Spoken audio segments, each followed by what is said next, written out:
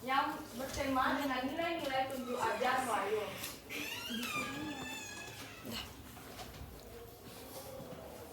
Nah, dengan anggota kelompok itu dengan Mary Putri Gustiani, dengan Sajira Firza, Farah Dia Harahap, terus Kevin Yang, Putri Margatila, Fitri Nur Halimah, Natasha Ziva Ramadhani. Nah, yang pertama itu hemat dan cermat. Dengan pepatah Melayu menyebutkan hemat pangkal kaya, boros pangkal miskin. Pepatah ini mengandung pesan bahwa sikap hemat adalah kunci menuju kekayaan dan kesejahteraan, sedangkan sikap boros akan membawa sifat kemiskinan. Ini selanjutnya akan dibaca oleh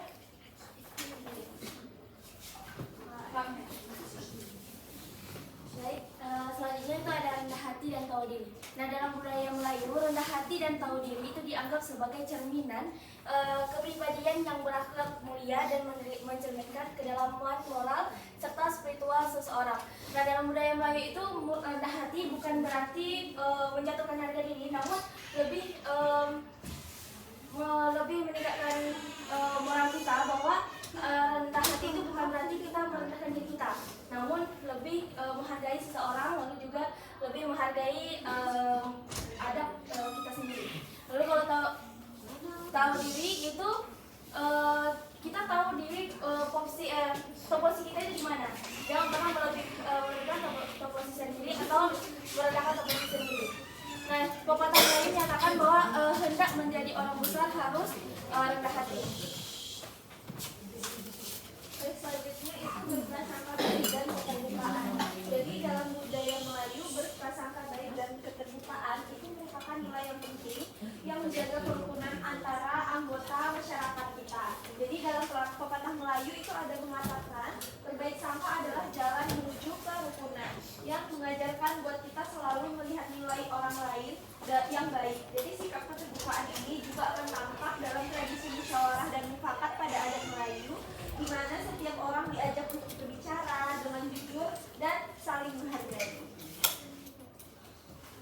Jadi berprasangka baik dan keterbukaan ini tuh dua sikap yang saling melengkapi ya. Jadi berprasangka baik itu akan keterbukaan itu akan menimbulkan prasangka yang baik. Jadi berprasangka yang baik itu juga bakal menumbuhkan kepercayaan dan menghindarkan dari sikap-sikap yang seperti curiga dan yang lain. Jadi dari sedangkan keterbukaan dan itu akan mendorong kejujuran, kebijaksanaan dan kemauan menerima pendapat orang lain.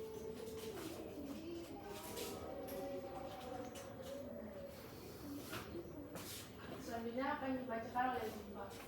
Nah, selanjutnya ada sifat prajurit. Jadi dalam budaya Melayu, prajurit atau meraju itu bukan cuma sekedar orang yang ngambek atau baper, tapi sebenarnya menggambarkan cara orang Melayu mengekspresikan emosi dan menjaga hubungan sosial dengan cara yang halus. Nah, kalau menurut beberapa jurnal budaya, raju itu dianggap sebagai reaksi emosional seseorang ketika merasa tersinggung, kecewa, atau kurang dihargai, sehingga ia menarik diri sementara dari komunikasi, biasanya dengan diam, menyendiri, atau menunjukkan ekspresi tidak bahagia. Namun yang menarik, merajuk tidak selalu dipandang negatif. Sifat merajuk itu justru bisa menunjukkan kebijaksanaan emosi, yaitu kemampuan seseorang mengendalikan perasaan dan menghindari konflik secara langsung. Dalam penelitian modern, sifat ini itu juga terlihat dari sisi lain, yaitu sebagai bentuk emosi yang beretika dan bagian dari kecerdasan emosional masyarakat Melayu. Nah, kemudian ada sifat pemaaf dan juga pemurah. Jadi pemaaf dan pemurah itu mencerminkan kepribadian yang pemurah dan penuh kasih sayang. Dalam tradisi Melayu, pemaaf dan pemurah itu dianggap sebagai cerminan keimanan dan kedalaman spiritual. Pepatah Melayu menyatakan orang yang pemaaf akan mendapatkan keberkahan. Masih ada sih. Kemudian lanjutan dari sifat pemaaf dan si murah ini, sikap ini menunjukkan bahwa seseorang yang mampu memaafkan kesalahan orang lain akan mendapatkan ketenangan hati dan keberkahan dari Allah. Begitu pula sifat pemurah akan mendatangkan keberkahan dan mempererat tali silaturahmi dalam masyarakat. Berikutnya sifat amanah. Sifat amanah merupakan salah satu nilai utama dalam budaya Melayu yang menekankan kepercayaan, kejujuran, dan tanggung jawab. Amanah berarti mampu menjaga dan melaksanakan kepercayaan yang diberikan oleh orang lain, baik dalam konteks pribadi, sosial, maupun keagamaan. Sifat ini menjadi fondasi utama dalam membangun kepercayaan dan integritas dalam kehidupan bermasyarakat. Selanjutnya, memanfaatkan waktu dan berpandangan jauh ke depan. Nilai ini mengajarkan individu untuk menghargai setiap detik waktu yang dimiliki dan menggunakan secara efektif untuk mencapai tujuan jangka panjang. Dan selain itu, berpandangan jauh menekankan pentingnya memiliki visi dan perencanaan dalam kehidupan sehingga mampu menghadapi masa depan dengan kesiapan dan keyakinan. Lalu mensyukuri nikmat Allah. Nilai ini mengajarkan agar manusia selalu berterima kasih atas segala nikmat yang diberikan oleh Allah, baik besar maupun kecil. Orang yang bersyukur akan hidup dengan hati yang tenang, tidak mudah iri, dan senantiasa berbuat baik sebagai bentuk rasa terima kasih kepada Sang Pencipta. Yang terakhir ada hidup sederhana. Masyarakat Melayu diajarkan untuk tidak berlebihan dalam berpakaian, berbicara maupun bertindak. Hidup sederhana mencerminkan kerendahan hati, menghindarkan dari sifat sombong, dan menumbuhkan rasa cukup atas rezeki yang diberikan Allah SWT. Kesederhanaan juga menjaga hubungan baik antar sesama. Ini adalah lagu daerah Batam bernama Lagu Saking.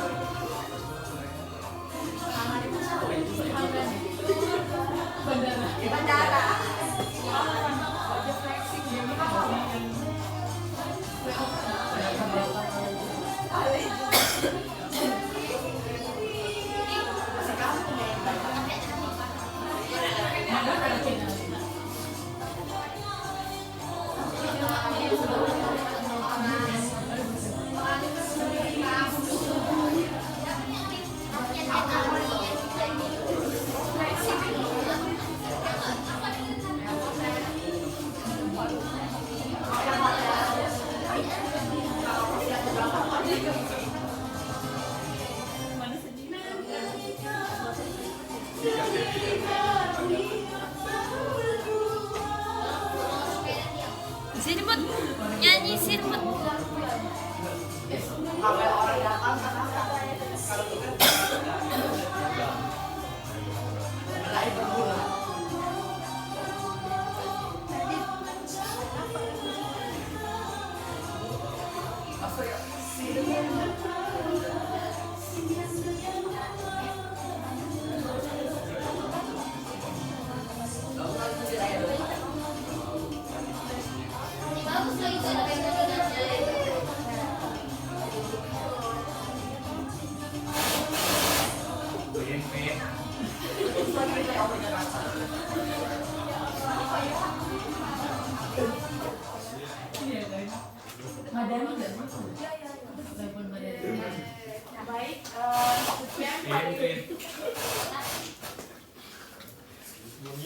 Baik, sekian dari kelompok presentasi dari daerah Batam. Sebelumnya ada yang ingin bertanya?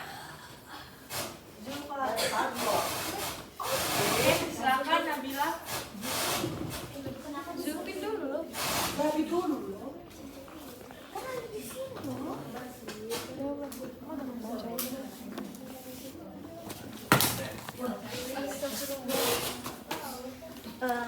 Izin teman-teman, perkenalkan nama saya Nabila Zulfita. Di sini saya akan bertanya bagaimana menurut teman-teman kelompok 5 ini memperkenalkan tunjuk ajar atau kebiasaan budaya Melayu pada anak-anak. Sekian, terima kasih. Baik, terima kasih. Sebelumnya ada lagi? Silakan Zulfa. Baik, terima kasih kepada kelompok 5. Di sini saya akan bertanya bagaimana cara teman-teman ini mempertahankan tata cara atau tujuh ajar Melayu kepada masyarakat Gen Z atau milenial yang sekarang itu era modern ya. Terima kasih. Terima kasih Zulfa dan Nabila. Ada lagi? Oke, silakan Nabila Abid. Saya ingin bertanya, bagaimana kita menerapkan sifat hemat di kalangan modern ini, kan sekarang kalau scroll TikTok dikit tuh banyak ada orang-orang live TikTok kayak jualan-jualan gitu yang menggiurkan selera untuk membeli. Jadi bagaimana cara kita menekan sifat hemat agar kita tidak membeli itu? Terima kasih. Oke, banyak antusias ya, jadi boleh bertanya lagi. Oke, silakan coba. Oke, Loris. Oke, baik, terima kasih kelompok 5 atas presentasinya, luar biasa bagus. Dari saya Rosi Sempardosi, saya ingin bertanya, kebetulan saya pernah tinggal di Batam juga. Kita tahu kalau misalnya Batam itu kan emang istilahnya kayak orang mungkin bilang Batam itu kayak Singapurnya kedua. Jadi semua itu dia langsung berhubungan langsung kayak dengan luar asing gitu, ke luar negeri. Contohnya bisa dari Malaysia, orang-orang Malaysia, orang-orang Singapura itu datang ke Batam sekadar paling cuma untuk makan atau jalan-jalan aja. Yang mau saya tanyakan itu, kalau misalnya tunjuk ajar Melayu ini di Batam, dan itu dari semua sifat-sifat itu, saya kenal orang Batam rata-rata nggak punya sifat itu, rata-rata nggak punya sifat itu. Yang bisa tanyakan, apakah tunjuk ajar Melayu ini memang bisa pure dilaksanakan di Batam atau memang ada hasil akulturasi dari budaya asing? Terima kasih. Terima kasih. Ada lagi? Oke, silakan Zabi. Oke, baik, terima kasih kepada kelompok 5. Saya ingin menanyakan, tadi yang dikatakan sama si Dupa juga berkaitan sama pertanyaan saya. Kan sekarang ini banyak dari generasi muda yang lebih fokus kan pada handphone dan hidup antisosial kayak gitu. Nah, sehingga mulai mereka tuh mulai lupa tuh untuk pentingnya bergaul dan berinteraksi langsung dengan orang-orang banyak, atau lagi kayak kita nih sama tetangga sekalipun. Nah, padahal kan kalau kita lihat masyarakat Melayu sendiri ini sangat menunjukkan antusiasme ini yang nilai-nilai tinggi kebersamaan, sopan santun dan lain sebagainya itu kan sangat penting gitu kan. Nah, menurut kelompok kalian ini apa sih dampak yang dirasakan apabila si generasi muda itu, terutama kita dan generasi di bawah kita ini, mereka terus menerus untuk mengabaikan nilai-nilai tunjuk ajar tersebut kayak gitu. Sekian, terima kasih.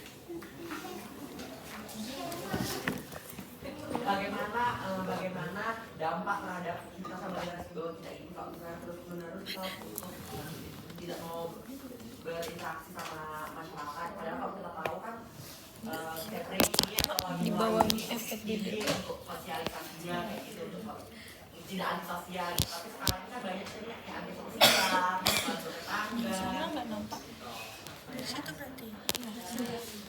Baik, sudah 5 pertanyaan. Izinkan kami untuk memberi waktu 15 menit untuk menjawab. Terima kasih.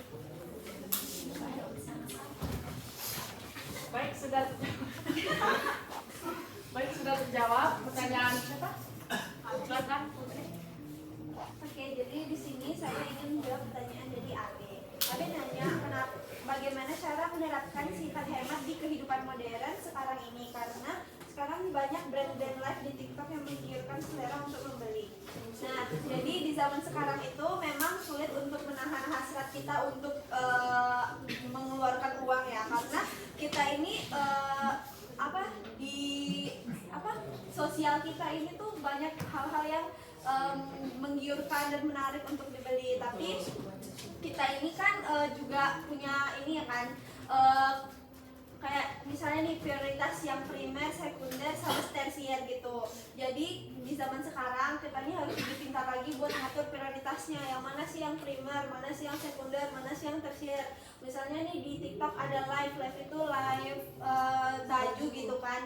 Nah, lihat dulu di lemari bajunya udah ada enggak, atau misalnya udah lihat udah banyak lah baju aku nggak jadilah gitu misalnya. Terus habis itu kalau misalnya ada promo pun kita walaupun itu promo 50% atau berapa puluh persen gitu, tapi lihat dulu barang yang dijual di mereka itu kita butuhin beneran butuh atau enggak gitu.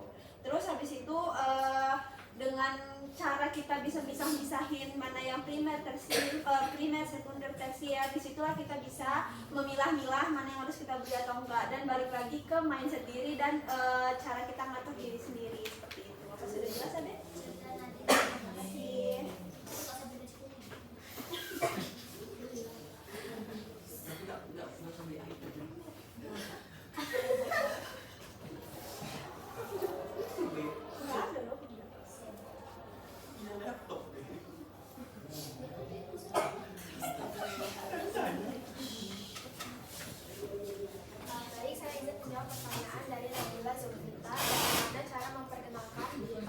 ajar Melayu kepada anak-anak.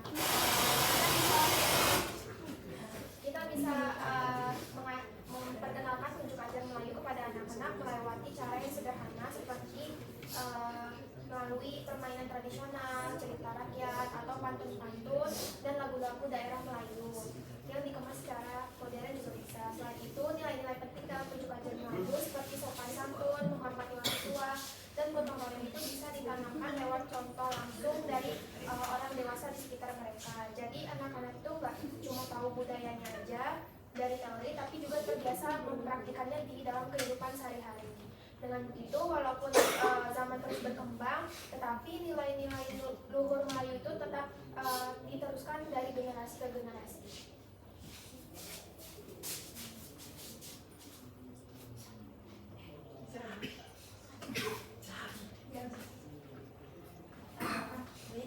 Menjawab yang Zalbi, yaitu tentang dampak negatif lah dari Gen Z yang sudah tidak menerapkan budaya Melayu itu sendiri. Yaitu pertama, kehilangannya identitas budaya. Nah, di mana generasi muda yang kurang terpapar dengan nilai-nilai budaya Melayu Kepri ini juga kehilangan identitas Melayu mereka sendiri. Nah, dari sopan santunnya, dari budaya baiknya, ataupun dari kita yang dari Melayu itu yang sering beradaptasi ke masyarakat, itu akan hilang identitas tersebut. Lalu berkurangnya penguasaan bahasa Melayu. Kita ketahui Melayu banyak bahasa pakai e, ya kan, apa, kenapa, itu biasa gitu. Nah, biasanya seperti itu. Nah, jadi nanti kedepannya mereka akan lebih kehilangan dari bahasa atau adat Melayu itu sendiri.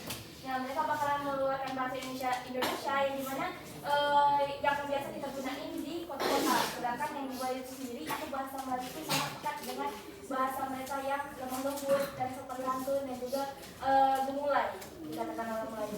Nah, lalu terpengaruh dengan budaya asing. Dan dimana kita ketahui di budaya asing banyak di luar negeri yang kurang kalau kita Melayu itu kadang berpas-pasan dengan orang itu kadang senyum ataupun lebih sopan kepada yang lebih tua. Nah, kadang kalau misalnya terpapar dengan budaya asing, mungkin mereka akan bodo amat dengan sekitarnya dengan sopan santunnya tersendiri gitu. Lalu hilangnya kebersamaan dan solidaritas sosial sendiri. Jadi hilangnya rasa bersosial ke masyarakat, di tetangga, atau malahan teman pun hanya melalui handphone ataupun tidak ada keakraban dalam keluargaan. Sebelumnya izin Zulfa, saya mau menjawab pertanyaan Zulfa yang dimana bagaimana cara kalian mempertahankan adat dan kebiasaan tunjuk ajar Melayu di kalangan Gen Z yang modern ini. Nah, jadi seperti kita tahu kalau Gen Z ini pasti kan nggak jauh-jauh dari sosial media, terus juga konten kreatif, musik dan kegiatan budaya digital. Nah, pastinya seperti yang diperkatakan tadi, tunjuk ajar Melayu itu pasti anak muda atau wajib anak muda itu menerapkan sikap rendah hati dan tahu diri. Ini juga sifat hemat dan cermat. Jadi itu tidak boleh tetap diterapkan kepada generasi Gen Z. Terima kasih. Terima kasih Zen. Baik, apa lagi? Terima kasih. Oke, izin mau menjawab ya Lois.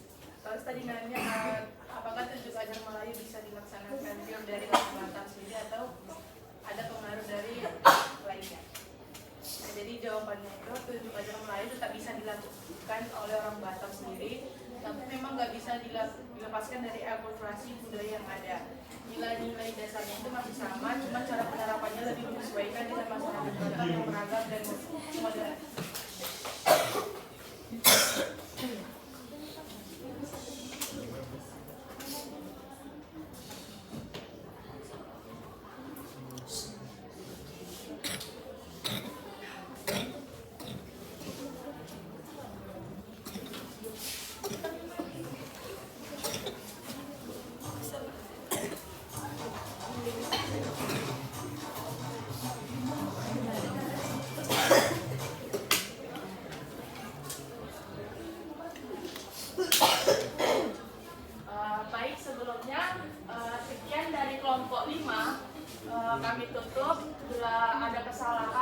mohon dimaafkan dan terima kasih untuk yang telah mendengar dan juga yang bertanya. Sebelumnya kami ada pantun. Yeay. Ewa. Ewa. Ewa. Ewa. Ewa. Ewa.